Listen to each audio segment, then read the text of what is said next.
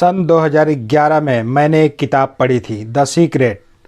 उसमें जीवन में सफल होने के कई सिद्धांत दिए हुए थे, जिसका पालन करके आप मनचाही सफलता हासिल कर सकते हैं। और मैं प्रूफ के साथ कह सकता हूं कि वो सिद्धांत बिल्कुल काम करते हैं, क्योंकि उन सिद्धांतों का पालन करके मैंने अपने जीवन में असंभव से लगने वाले लक्ष्यों को पाया है। अपने विषय में फिर कभी बात करेंगे, लेकिन उन सिद्धांतों में से एक था द थ्योरी ऑफ अट्रैक्शन, यानी आकर्षण का सिद्धांत।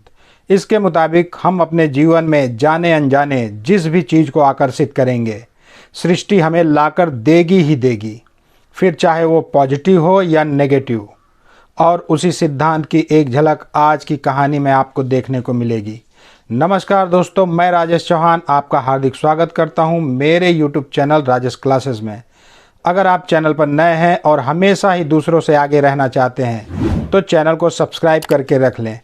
आज आपको एक लाइफ टर्निंग सीख तो मिलेगी ही, साथ ही इस कहानी के माध्यम से आप बेस्ट इंग्लिश नॉलेज पाने वाले हैं, जो कि इंग्लिश के मामले में भी आपको दूसरों से अलग बनाएगी।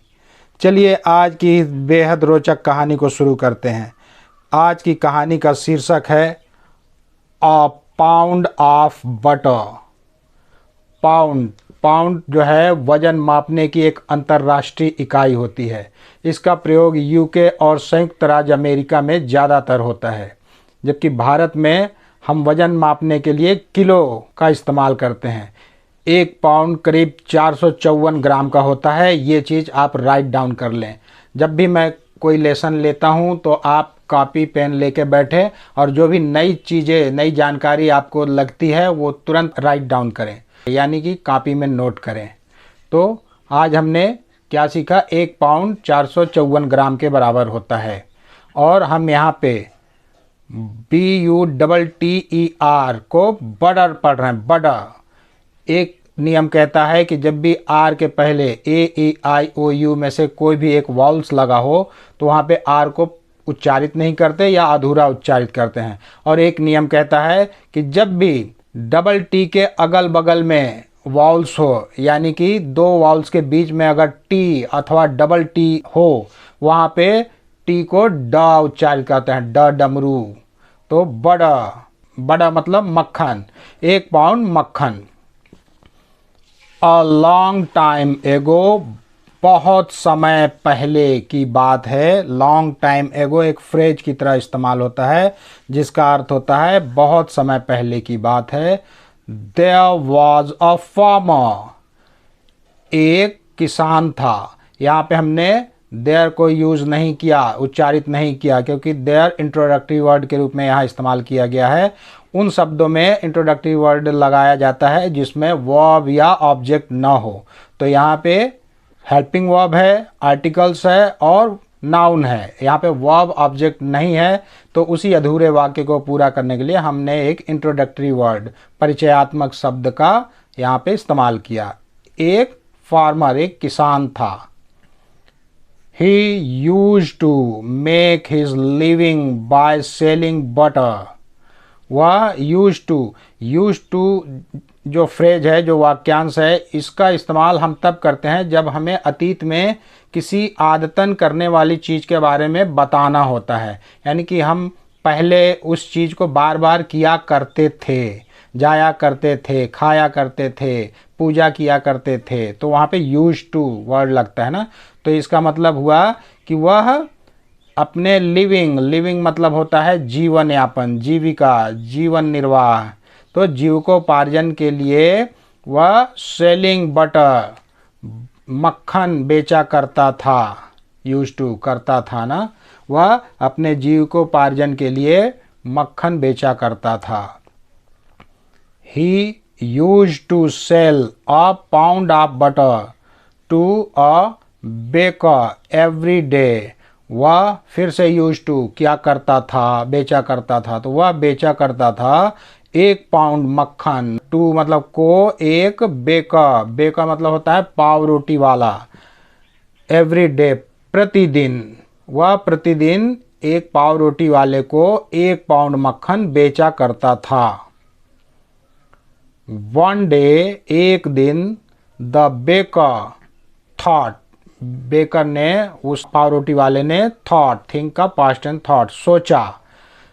आपने ध्यान दिया होगा हर जगह पे हमने र को उच्चारित नहीं किया जिसके पहले में एक वॉल्स लगा हो, लेकिन यहाँ पे हमने एवरी पढ़ा ना, एवरी नहीं पढ़ा, क्योंकि यहाँ पे आर जो है उसके बाद बड़ी की मात्रा लगी हुई है। तो जब ये पूर्ण अक्षर बन चुका है तो हम इसे पूर्ण ही बोलेंगे, पूर्ण उच्चारित करेंगे।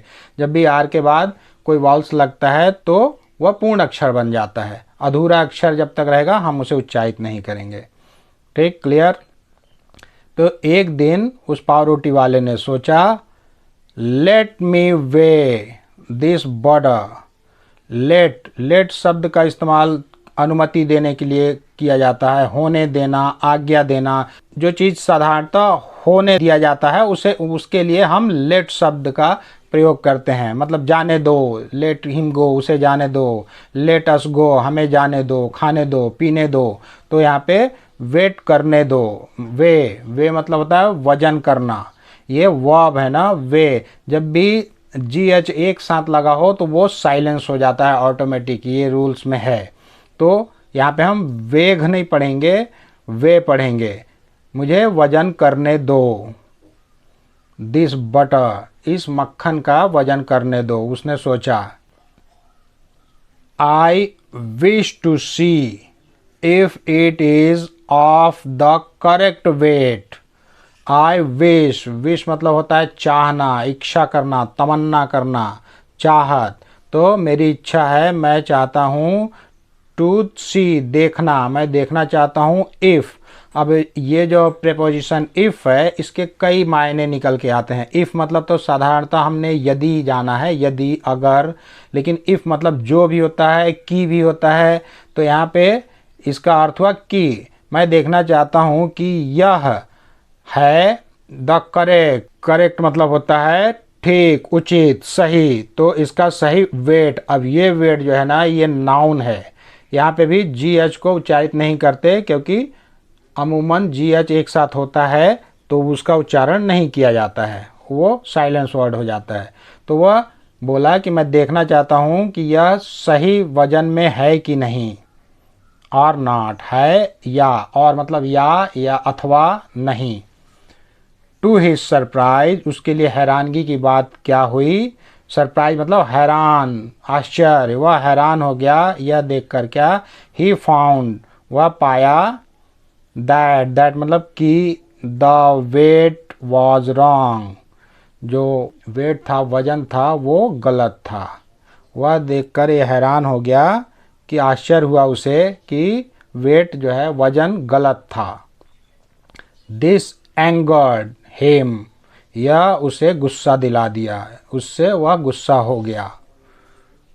And he took the farmer to the court, और वह टुक ले गया, take, took, taken, second part verb का, यानी कि ये पास्ट इंडेफिनिट टेंस का वाक्य है। वह ले गया द फार्मर, किसान को। यहाँ पे भी हमने फार्मर नहीं बोला, फार्मर, क्योंकि इसके पहले भी वॉल्स लगा है और इसके पहले भी वॉल्स लगा हुआ है। तो वह किसान को ले गया टू द कोर्ट की तरफ ले गया। कोर्ट मतलब अदालत, न्यायालय। तो उसे अदालत में ले गया।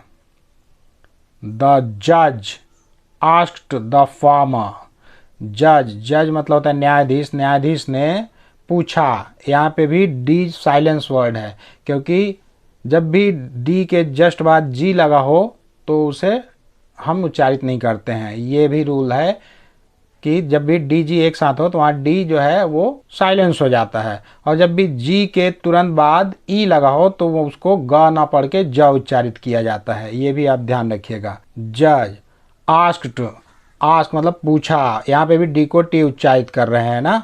तो जज ने किसान से पूछा, how do you measure the butter. How do you, ये डू लगा है ना, ये प्रेजेंट इंडेफिनिट टेंस में डू लगता है। ये हेल्पिंग वर्ब डू लगता है प्रेजेंट इंडेफिनिट टेंस के इंट्रोगेटिव या नेगेटिव सेंटेंस में। तो ये प्रश्नवाचक वाक्य है ना, ये क्योंकि हाउ लगा है। हाउ मतलब होता है कैसे।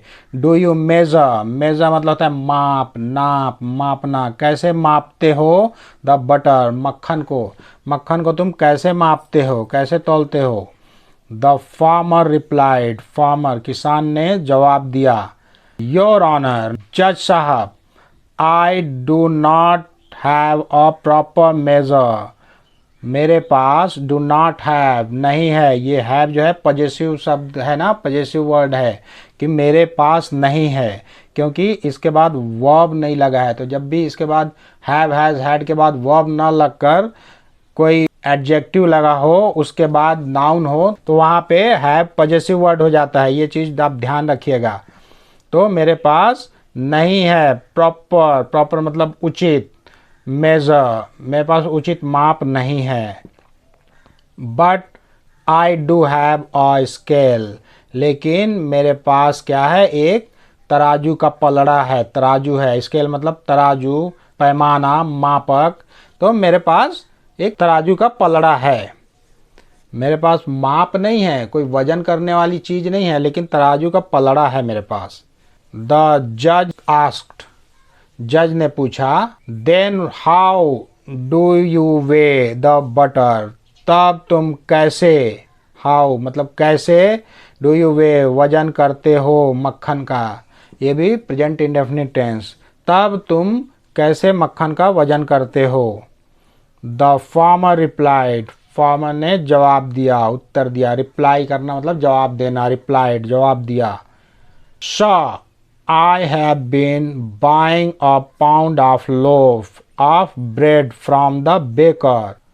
सर महोदय, I have been buying, ये प्रेजेंट परफेक्ट कंटिन्यूअस का ये सेंटेंस है। इससे पता चलता है हैव बीन जब लगा रहता है तो ये इससे ये पता चलता है कि कोई काम पास्ट में शुरू हो चुका और अभी तक होता आ रहा है। पास्ट में आरंभ तो हो गया है, लेकिन अभी तक प्रेजेंट तक होता आ रहा है। तो उसका कहना था कि मैं खरीदता आ रहा हूँ, खरीदता रहा हूँ। अ पाउंड ऑफ लोफ, लोफ मतलब होता है पाव रोटी। लोफ ऑफ ब्रेड जो है ये एक फ्रेज की तरह आप इस्तेमाल कीजिएगा। लोफ ऑफ ब्रेड मतलब होता है पाव रोटी, ब्रेड मतलब रोटी होता है, लोफ मतलब पाव, पाव रोटी।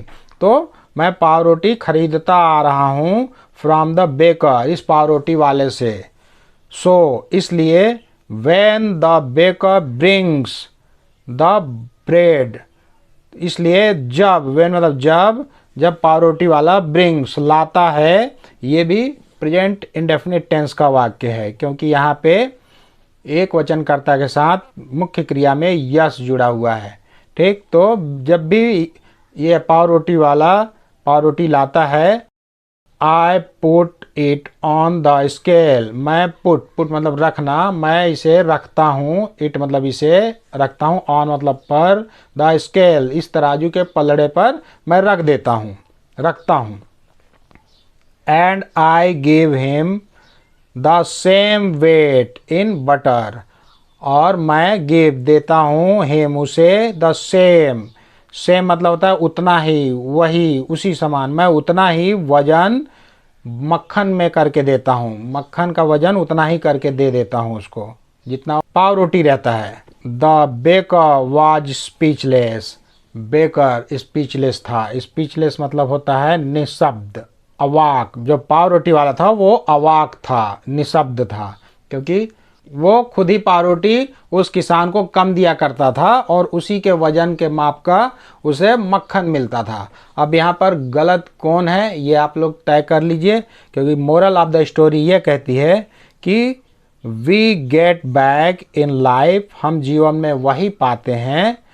वाट, वाट मतलब कौन भी होता है, वो क्या भी होता है, जो भी होता है। वाट के बहुत सारे मीनिंग निकल के आते हैं। तो जो वी हम गिव देते हैं टू अदर्स, दूसरों को देते हैं, जो भी हम दूसरे को देते हैं, जब हम अगर किसी को गाली देते हैं तो गाली पाएंगे, किसी को प्यार देते हैं प्यार पाएंगे, तो हमें जीवन में वही मिलता है जो हम दूसरों को देते हैं। तो आज की कहानी आपको कैसी लगी? ये कहानी हमें बताती है कि यदि हमको सफलता पाना है, लोगों के बीच में इज्जत सम्मान पाना है, तो पहले हमें उतना ही इज्जत सम्मान और उतनी ही खुशी उनको देनी चाहिए जितनी हम अपने लिए अपेक्षा करते हैं। तो इस वीडियो में आज के लिए बस इतना ही। यदि आज का लेसन आपके जीवन में ज़रा भी वैल्यू ऐड करता होगा तो कृपया वीडियो को लाइक करें, चैनल को सब्सक्राइब करें और बेल आइकन को प्रेस करके ऑल पर सेट कर लें, ताकि मेरे आने वाले हर वीडियो का नोटिफिकेशन सबसे पहले आपको मिल सके। तो बहुत जल्द मिलते हैं एक और मज़ेदार और ज्ञानवर्धक वीडियो के साथ। तब तक के लिए आप लोग अपना ध्यान रखें, खुश रहें, मस्त रहें, स्वस्थ रहें। नमस्कार।